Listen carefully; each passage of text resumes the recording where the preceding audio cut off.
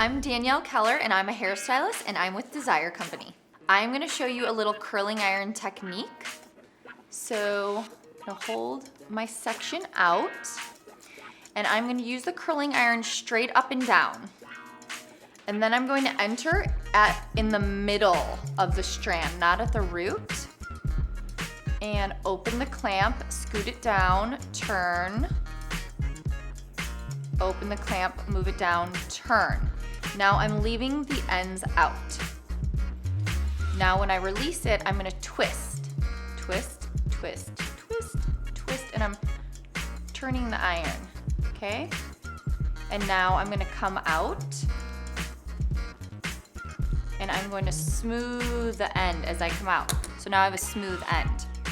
If your hair is shorter or if that is maybe just a little too challenging for you to do, you can just leave the end out. You do not have to smooth the end.